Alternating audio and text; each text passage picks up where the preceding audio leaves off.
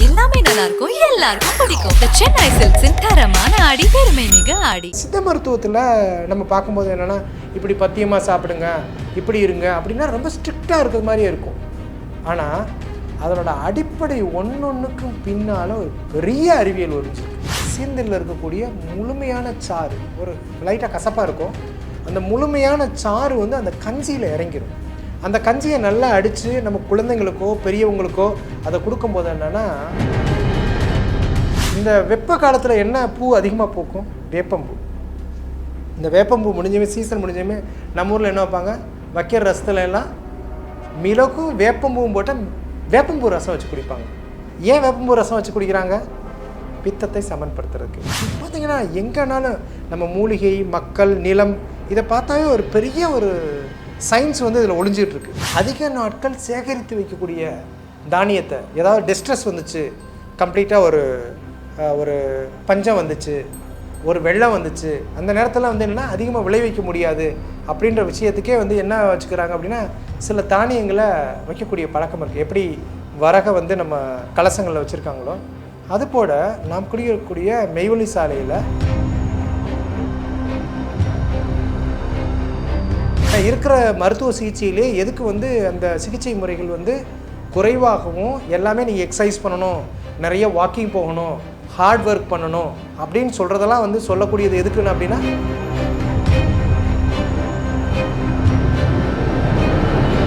பாரம்பரிய பழக்க வழக்கங்களில் விளையாட்டிலேருந்து, தூங்குறதுலேருந்து, சாமி கும்பிட்றதுலேருந்து, கோயிலுக்கு போகிறதுலேருந்து எல்லாத்துலேயுமே விஞ்ஞானம் இருக்குது, மருத்துவம் இருக்குது.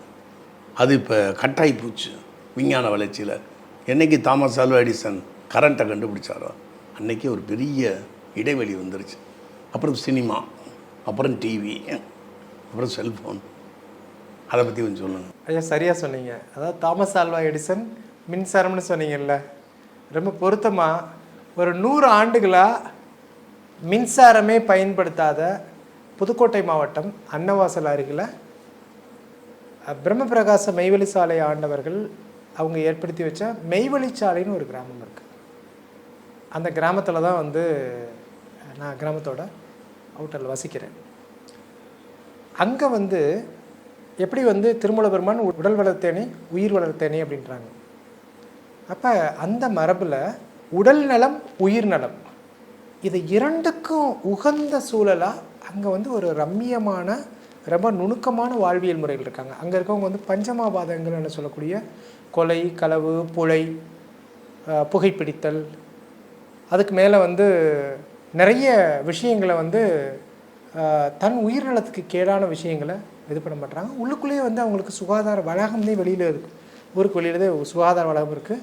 அவங்களோட இறையியல் கோட்பாடே வந்து என்னென்னா, இரவு வகுப்புகள் பாராமல் எப்படி ஒரு பூமி தொடர்ச்சியாக ஆழங்களில் சுற்றுதோ, இரவு 12 மணி, 1:30 மணி, 2 மணி, 3 மணி, 4:30, 6, மதியம் 12, 6, இது மாதிரி அவங்களுடைய வணக்கங்களும் நம்ம பார்க்கும்போது என்னென்னா ரொம்ப ஆச்சரியமாக இருக்கும். அதாவது உடல்நல தேடோடு சேர்த்து உயிர்நல தேடலில் தேடிட்டு இருக்கவங்களுக்கு ஒரு உண்மையான ஒரு பெரிய ஒரு சொர்க்கமான ஒரு பூமி. அந்த இருக்கக்கூடிய கோட்பாடு எல்லாத்துக்கும் அங்கே ஒரு பெரிய அளவுக்கான ஒரு வழிபாடு, கைடன்ஸ்லாம் இருக்குது. இப்போ வந்து நம்ம உடல் நலத்திற்கு நம்ம சித்தர் பெருமக்கள்லாம் எப்படி ஒரு கோட்பாடு வச்சுருக்காங்க அப்படின்னும் போது, நம்ம சித்தர்கள் அறிவியலில் மிக முக்கியமாக சொல்கிறது தேரையர் அப்படின்னு சொல்லி ஒரு மாமுனியை சொல்கிறோம். தமிழ் மருத்துவத்தில் இருக்கக்கூடிய ஒரு பெரிய மாமுனி தேரையர். தேரையர் அவர்கள் வந்து என்னென்னா பிணி அணுகா விதி அப்படின்னு சொல்லி ஒன்று வச்சுருக்காங்க. பிணி எதுக்கு? உடல் பிணி. உயிருக்கான பிணிக்கு நம்ம ஒரு ஊர் சொன்னோம், அதை நீக்கக்கூடிய ஊர். இது வந்து உடல் பிணிக்கான விஷயங்கள்ன்றதை நம்ம சாதாரணமாக நாமளே இது பண்ணிக்கலாம். அப்போ சித்த மருத்துவத்தில் நம்ம பார்க்கும்போது என்னென்னா, இப்படி பத்தியமாக சாப்பிடுங்க, இப்படி இருங்க அப்படின்னா ரொம்ப ஸ்ட்ரிக்டாக இருக்கிற மாதிரியே இருக்கும். ஆனால் அதனோட அடிப்படை ஒன்றொன்றுக்கும் பின்னால் ஒரு பெரிய அறிவியல் ஒழிஞ்சிருக்கு. இந்த அறிவியலை நாம் கற்றுக்கொள்வது, அடுத்த பாரம்பரியத்துக்கு கடத்துவது, குழந்தைகளுக்கு கடப்பது நமக்கு அடிப்படையான கட்டாய கடமை. அதை நம்ம கண்டிப்பாக கற்றுக் கொடுக்கணும். எப்படி வந்து சித்தர் பெருமக்கள் இருந்தது வந்து ஓலைச்சுவடியில் இருந்துச்சு, அதுக்கடுத்தாப்புல பாடத்திட்டத்தில் வந்துச்சு, இன்றைக்கி சித்த மருத்துவ கல்லூரிகளாக இருக்குது, அதை குழந்தைகளுக்கு மக்கள் மருத்துவமாக இருக்குது. சித்த மருத்துவர்களே என்னென்னா, சித்தர்கள் வந்து அது மக்கள் மருத்துவமாக தான் வச்சுருந்தாங்க. யாரும் இன்ஸ்டிடியூஷனலைஸ் பண்ணி வைக்கலை, யாரும் அரசர்கள் பேட்டர்னைஸ் பண்ணி இந்த மருத்துவத்தை நீ பயன்படுத்தணும்னு யாருமே சொல்லலை.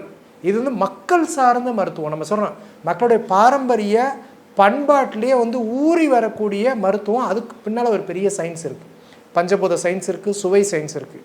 அப்போ சித்த மருத்துவம் வந்து சில அடிப்படைகளை வகைப்படுத்துகிறாங்க. எப்படி உணவே மருந்துன்னு சொல்கிறோம், எப்படி உணவே மருந்துன்னு எடுக்கிறோம்? உணவு எப்போ மருந்தாகுது? ஒவ்வொரு பொழுது. நம்ம வந்து தமிழில் வந்து என்னென்னா சிறு பொழுது பெரும் பொழுது அப்படின்னு சொல்கிறோம்.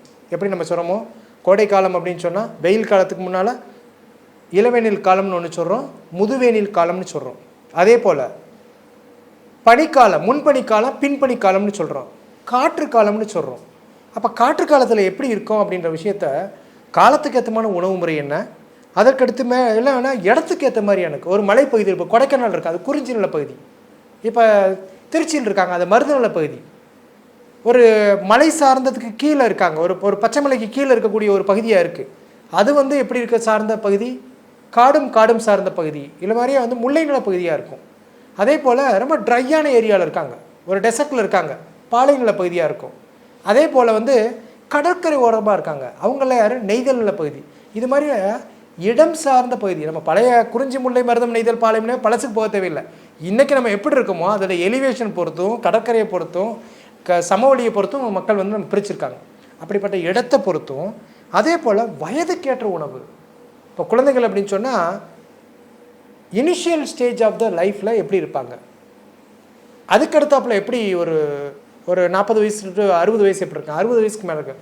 வயதுக்கேற்ற உணவு இருக்குது, அதற்கேற்ற தொழிலுக்கேற்ற உணர்வு எப்படி இருக்குது, என்ன தொழில் செய்கிறாங்க. ஒருத்தவங்க பொற்கொளராக இருக்காரா, சூட்டில் இருக்காரா, நெசவு செய்கிறாரா, மீன் பிடிச்சிட்ருக்காரா, விவசாயம் பண்ணிகிட்ருக்காரா, தொழில் டீச்சிங் பண்ணிகிட்ருக்காரா, இல்லை வீட்டில் சும்மா வந்து நமக்கு வந்து ஒருத்தர் இயல்பாக வந்து சின்ன குழந்தையாக இருக்காங்களா, வீட்டில் பெண்களாக இருக்காங்களா.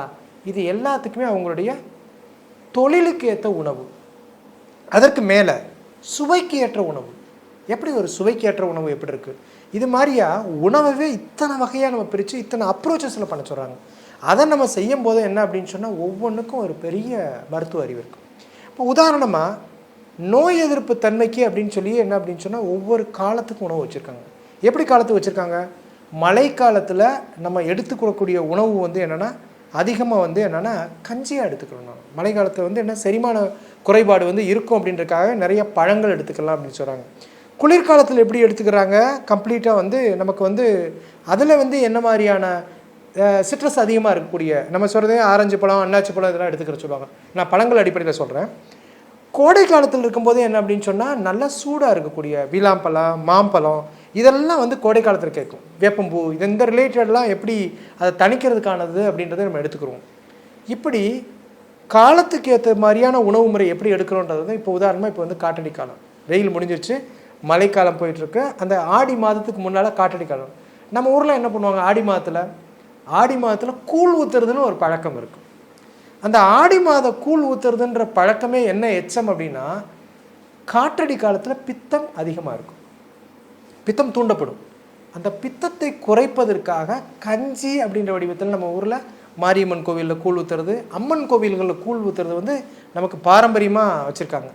எப்படி வந்து நமக்கு வந்து ஒரு முளைப்பாரின்றது எப்படி விதை சோதனை செய்ய பயன்படுதோ இது மாதிரியா. அப்போ இதே வந்து நோய் எதிர்ப்பு கஞ்சியாகவும் வச்சுருக்காங்க. கஞ்சியிலே நம்ம வந்து இப்போ வந்து நம்ம நோய் எதிர்ப்பை இன்க்ரீஸ் பண்ணணும்னா என்ன பண்ணோம் அப்படின்னு சொன்னால் எளிமையான முறை சீந்தில்ன்ற ஒரு மூலிகை இருக்கும், எல்லாருக்கும் தெரியும். சீந்தில்ன்றதை நமக்கு வந்து என்னென்னா இதில் வடமொழியில் இருக்கிறது வந்து குடுச்சி அப்படின்னு சொல்கிறாங்க, நம்ம இதில் குழப்பசி மாது அப்படின்னு சொல்கிறாங்க, சீந்தில் அமிர்தவள்ளின்னு சொல்கிறாங்க. சீந்தில் ஒரு அற்புதமான ஒரு மூலிகை. அப்போ சீந்தில் வந்து நம்ம வந்து ஒரு 2 கிராம் 3 கிராம் இருந்து அந்த சீந்தில் வந்து நம்ம ஒரு முடிச்சில், ஒரு பருத்தி துணியில் ஒரு முடிச்சில் கஞ்சி செய்கிறதுக்கு முன்னால், கஞ்சி எதில் நம்ம எடுக்கலாம், கட்டாயம் வந்து பச்சரிசி புழுங்கல் அரிசி, அதே பெரிய சயின்ஸு. பச்சரிசி என்ன பண்ணும், சூடாக இருக்குன்னுவாங்க, சூடாக கிளப்புன்னுவாங்க. புழுங்கல் அரிசி வந்து உகந்தது என்னென்னா குழந்தைகளுக்கு பெரியவங்களுக்கு எல்லாம் எளிதில் ஜீரணமாகக்கூடியது. அந்த புழுங்கல் அரிசியில் நமக்கு வந்து என்னென்னா ஒரு கஞ்சி போடுறோம் அப்படின்னா ஒரு முடிச்சா கட்டி நம்ம வந்து ஒரு சமையல் பாத்திரத்தை செய்கிறோன்னா அந்த முடிச்ச வெளியில் இது பண்ணுறது மாதிரி அந்த முடிச்சை போட்டுருது. அப்போ அந்த சீந்தில் என்ன பண்ணும், அந்த ஒரு 10 கிராம் 20 கிராம் இருக்க இது வந்து நல்லா வேக வேக வேக வேக அந்த சீந்தில் இருக்கக்கூடிய முழுமையான சாறு ஒரு லைட்டாக கசப்பாக இருக்கும், அந்த முழுமையான சாறு வந்து அந்த கஞ்சியில் இறங்கிடும். அந்த கஞ்சியை நல்லா அடித்து நம்ம குழந்தைங்களுக்கோ பெரியவங்களுக்கோ அதை கொடுக்கும்போது என்னென்னா முழுமையான ஒரு நோய் எதிர்ப்புக்கான கஞ்சி.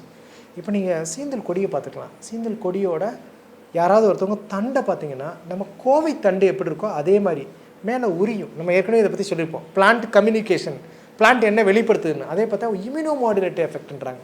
இம்யூனிட்டியை அதிகரிக்கக்கூடியதும் இம்யூனிட்டியை சமன் செய்யக்கூடிய ஒரு அற்புதமான மூலிகை தான் என்ன இருக்குது, அந்த அமிர்தவள்ளி எனப்படக்கூடிய சீந்தில். அந்த சீந்தியில் வந்து என்னென்னா அந்த காலத்தில் நமக்கு அந்த நோய் எதிர்ப்புக்கான கஞ்சி அப்படின்னு சொல்லி சீந்தில் கஞ்சியை வச்சு கொடுத்துருக்காங்க. இப்போ எவ்வளோ பெரிய விஷயம் பாருங்கள்.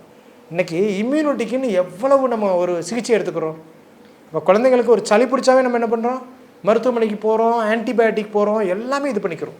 அப்போ 3 தோஷங்களையும் நம்ம வந்து சமன்படுத்துறதுக்கான விஷயங்களை சுக்கு, மிளகு, திப்ளி இதை நம்ம எப்படி எந்த அளவுக்கு பயன்படுத்துகிறோமோ அந்த அளவுக்கே நம்ம சாதாரணமாக 3 தோஷங்களையும் நம்ம சமன்படுத்திக்கலாம். அப்போ 3 தோஷ கஞ்சி 3 தோஷத்தை சமன்படுத்துறதுக்கான விதிமுறைகள் நமக்கு தெரிஞ்சாவே நம்ம வந்து அற்புதமாக நம்ம சமன்படுத்திக்கலாம்.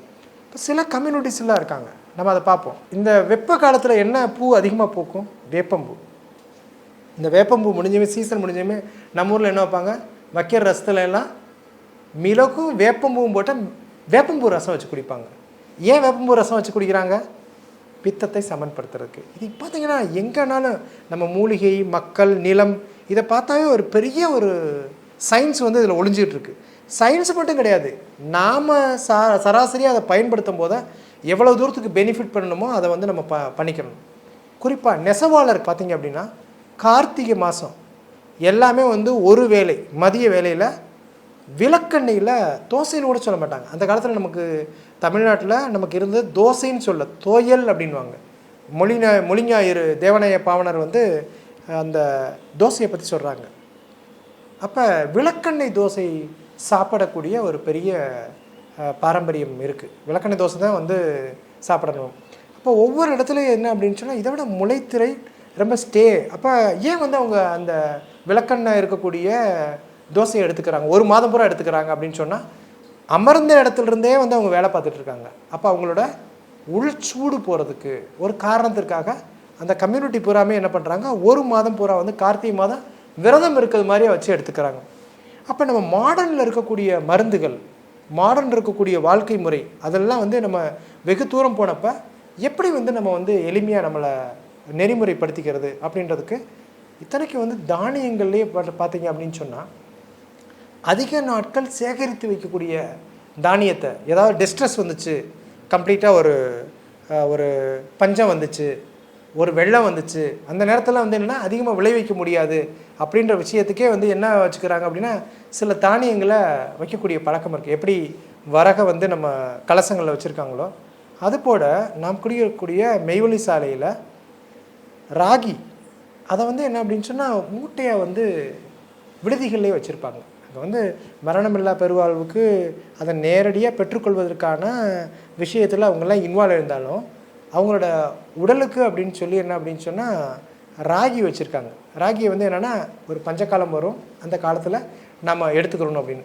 அப்போ ஒவ்வொரு மக்கள் ஒவ்வொரு கம்யூனிட்டிக்கும் வந்து ஒரு மரபு முறை இருக்குது. அப்போ தேரையை சொல்லக்கூடிய நோய் அணுகா விதியை நம்ம பயன்படுத்தினா சாதாரணமாக நம்ம வந்து நல்ல ஒரு வாழ்வு முறை வந்துடும். தேரையை சொன்ன நோய் அணுகா விதி என்னென்ன விதி இருக்குது அப்படின்னு சொன்னால் நம்ம யூஸ்வலாக பயன்படுத்தக்கூடிய சில பாயிண்ட்ஸை மட்டும் பார்ப்போம். கட்டாயம் நம்ம செய்கிறது அப்படின்னா 2 முறை மலம் கழிப்பது, வாரத்துக்கு ஒரு தடவை எண்ணெய் தேய்த்து குளிப்பது. அப்போ எண்ணெய் தேய்ச்சி குளிக்கிறதுன்றதுக்கு என்ன ஒரு பெரிய சயின்ஸ் பாருங்கள். எண்ணெய் தேய்ச்சி எப்போ குளிக்கலாம்? சில பேர் எண்ணெய் தேய்ச்சி குளிச்சாவே என்ன பண்ணும், எனக்கு சளி பிடிச்சி கொடுக்கணும் டாக்டர், நான் எண்ணெய் தேய்ச்சி குளிக்கிறது. தமிழ் மருத்துவத்தில் எண்ணெய் மட்டும் ஏறத்தாழ 100க்கும் மேற்பட்ட எண்ணெய் இருக்குது. இப்போ உதாரணமாக மழைக்காலத்தில் ஒருத்தவங்களுக்கு கபம் அதிகமாக இருக்கக்கூடிய காலத்துலேயும் கபதேகம் இருக்கவங்களும் எண்ணெய் தேய்ச்சி குளிச்சோமே என்ன ஆகும்? சில பேர் சொல்லுவாங்க நல்லெண்ணெய் தேய்ச்சி குளிச்சோமே சளி பிடிச்சிக்கிடுச்சுன்னு. அவங்களுக்கெல்லாம் நல்லெண்ணெயில் மிளகு ஒரு 50 கிராம் மிளகு, நீங்கள் வந்து ஒரு 200 ml நல்லெண்ணெய் எடுத்துக்கிறீங்கன்னா ஒரு 1/4 லிட்டர் எண்ணெய் எடுத்துக்கிறீங்க அப்படின்னா மிளகு வந்து ஒரு 50 கிராம் மிளகை போட்டு இதமாக காய்ச்சி மிளகு தைலமாக எடுத்துக்கலாம். அந்த மிளகு தைலத்தை நம்ம வச்சு தலைக்கு ஒரு 24 நிமிஷம் இருக்க மாதிரியா தலைமூலிகை வரும்போது என்ன அப்படின்னு சொன்னால் எண்ணெய் தேய்ச்சி குளிக்கிறதுல என்ன அப்படின்னு சொன்னால் நிறைய ஹார்மோன் பேலன்ஸாக இருக்கும்னால லிம்ஃபயாட்டிக் ட்ரைனேஜ்னு சொல்கிறாங்க, நிணநீர் மண்டலம் அப்படின்னு. ஏன்னா இருக்கிற மருத்துவ சிகிச்சையிலே எதுக்கு வந்து அந்த சிகிச்சை முறைகள் வந்து குறைவாகவும், எல்லாமே நீங்கள் எக்ஸசைஸ் பண்ணணும், நிறைய வாக்கிங் போகணும், ஹார்ட் ஒர்க் பண்ணணும் அப்படின்னு சொல்கிறதெல்லாம் வந்து சொல்லக்கூடியது எதுக்குன்னு அப்படின்னா லிம்ஃபயாட்டிக் ட்ரைனேஜ்ன்றாங்க. அந்த நோய் எதிர்ப்பு மண்டலத்துக்கு மிக முக்கியமானது என்னென்னு லிம்ஃபயாட்டிக் சிஸ்டம். அந்த நிணநீர் மண்டல ஓட்டத்தை சீரமைக்கிறதுல எண்ணெய் தேய்த்து குளித்தலுக்கு இணை எண்ணெய் தேய்த்து குளித்தல். அப்போ வாரம் 2 முறை ஆண்களாக இருந்தால் நமக்கு என்னது புதன் சனி, பெண்களாக இருந்தால் செவ்வாய் வெள்ளி அந்த எண்ணெய் தேய்த்து குளித்தல். அதே போல் 45 நாளைக்கு முன்னால் வந்து நாட்களுக்கு ஒரு முறை வந்து நாசியில் நமக்கு வந்து நேசல் டிராப்ஸ் விட்டுக்கிறது. அதே போல் நமக்கு வந்து பேதி மருந்துகள் 4 மாதத்துக்கு ஒரு முறை பேதி மருந்துகள் எடுத்துக்கிறது. அதுபோல் வருடத்திற்கு வந்து 2 முறை என்னன்னா வாமிட்டிங் பண்ணக்கூடிய வமனம்ன்றதை எடுத்துக்கிறது. இது மாதிரியா நோயணுகா விதிகள் எப்படின்னு இருக்குதோ அதே போல் இதெல்லாம் செய்யக்கூடாது அப்படின்றது முதல் நாளில் சமைச்ச சாப்பாடு இது பண்ணுறது. அதுமாதிரி கிழங்குகளில் கருணை கிழங்கு இல்லாமல் மற்ற கிழங்குகள்லாம் சாப்பிடும்போது எதெல்லாம் வந்து நம்ம தவிர்த்து கொள்ள வேண்டும்.